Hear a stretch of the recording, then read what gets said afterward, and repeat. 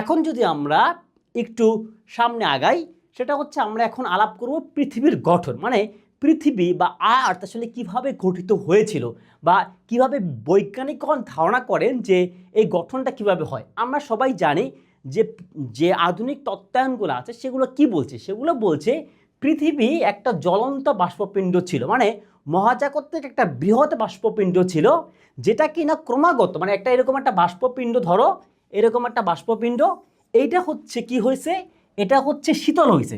শীতল হওয়ার পরে আমি যদি এটা একটু এইখানটাতে আঁকি তাহলে হয়তো ক্লিয়ার হবে যে এই যে আমার বাষ্পপিণ্ডটা এইটা শীতল হয়। শীতল হওয়ার পরে কি হয়, আমরা যদি দেখি যে শীতল যখন হয়, ঠান্ডা যখন হয়, তখন ভারী জিনিস নিচে পড়ে যায় বা কেন্দ্রে পড়ে যায়, হালকা জিনিস উপরে উঠে আসে। তো এই শীতল হয়ে এই প্রক্রিয়ার মাধ্যমে পৃথিবীর সৃষ্টি হয়। তার মানে এইটা হচ্ছে আমার একটা এমসিকিউ। এখন কথা হচ্ছে যে এই যে পৃথিবীটা একদম গোলাকার বলে আমরা জানি, সেই গোলাকার পৃথিবীতে বেসিক্যালি 3টে স্তর আছে। তাহলে কয়টা স্তর, এটা হচ্ছে আমার 1 নম্বরের একটা এমসিকিউ। এখন প্রশ্ন হচ্ছে যে এই স্তরগুলাকে, স্তরগুলো হচ্ছে অশ্বমণ্ডল, যেটা হচ্ছে একদম ভূত্বক, একদম হচ্ছে উপরের অংশটা থেকে একটু ভিতরে যাবে। এরপরে হচ্ছে একদম নিচের যে অংশটা, সেটা হচ্ছে এর নিচের যে অংশটা সেটা হচ্ছে কেন্দ্রমণ্ডল, সরি এটা হচ্ছে গুরুমণ্ডল, এবং একদম ভিতরের অংশটাকে আমরা বলছি হচ্ছে কেন্দ্রমণ্ডল। তাহলে অশ্বমণ্ডলটা যদি যাই, ভূত্বকটা, এটা হচ্ছে এইখান থেকে শুরু করে মাত্র 45 কিলোমিটার, এবং এর আবার 2টা ভাগ আছে, একটা হচ্ছে সিয়াল আর একটা হচ্ছে সীমা। তার মানে এইটা আমার একটা এমসিকিউ যে উপরের পাতলা স্তরটি নাম কি, অথবা হচ্ছে সেটি কতটুকু পর্যন্ত গভীর, সেটা হচ্ছে 35 কিলোমিটার পর্যন্ত গভীর। এবং এর কয়টা ভাগ আছে, এর হচ্ছে 2টা ভাগ, এটা হচ্ছে 3 নম্বর এমসিকিউ। 2টা ভাগ কি কি, সিয়াল এবং সিয়াম, এটা হচ্ছে আবার আর একটা এমসিকিউ। এখন হচ্ছে গুরুমণ্ডল যদি যাই, গুরুমণ্ডল হচ্ছে এর চেয়ে নিচের যে অংশটা, সেটাকে আমরা বলছি গুরুমণ্ডল। বেসিক্যালি তোমরা যে পৃথিবীতে আগ্নেয়গিরিগুলো দেখো, সেই আগ্নেয়গিরিগুলি তৈরি হয় বা আগ্নেয়গিরির উৎসটা হয় কোথা থেকে, বেসিক্যালি গুরুমণ্ডল থেকে। কিন্তু আরও ভিতরে যেটা প্রায় 3,486 কিলোমিটার পর্যন্ত যেটা হচ্ছে আছে, সেটাকে আমরা বলছি কেন্দ্র, মানে একদম ভিতরে যে অংশটা, এটাকে আমরা বলছি কেন্দ্রমণ্ডল।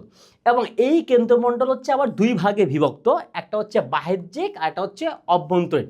তার মানে এইখান থেকে আমি আরও 2টা এমসিকে প্রত্যাশা করতে পারি যে কেন্দ্রমণ্ডল কয় ভাগে বিভক্ত এবং কেন্দ্রমণ্ডল কত দূর পর্যন্ত হচ্ছে আমাদের ভিতরে চলে যাচ্ছে। এখন হচ্ছে এর বাইরে আরও 3টা প্রশ্ন, যেটা একটু আমাদের মাথায় রাখতে হবে, যে পৃথিবীর ব্যাসার্ধ কত, মানে এই যে পৃথিবীটা আমরা যে ছবিটা আঁকলাম, এই যে আমি আরেকবার আঁকি, এই যে পৃথিবীটা, এর এই ব্যাসার্ধ মানে যে কেন্দ্র থেকে শুরু করে এই যে একদম পেরিফেরি পর্যন্ত, মানে এই পর্যন্ত যে ব্যাসার্ধ, তার আসলে গভীরতা, তার আসলে আয়তন কত। এখন এখানে হচ্ছে গড় মানে সব জায়গাতে কম বেশি হচ্ছে 6,371 কিলোমিটার, কিন্তু এখানে একটু প্রশ্ন আছে। প্রশ্নটা হচ্ছে যে এটা কিন্তু সব জায়গায় সমান না। ব্যাপারটা হচ্ছে এরকম যে এটা সবচেয়ে বেশি কোথায় আছে, সবচেয়ে বেশি হচ্ছে এই নিরক্ষীয় অঞ্চলটায় আছে, এখানে হচ্ছে 6,378। আবার সবচেয়ে কম আছে কোথায়, এই মেরু অঞ্চলগুলোতে সবচেয়ে কম, যেটা হচ্ছে গড়ে 6,357 কিলোমিটার।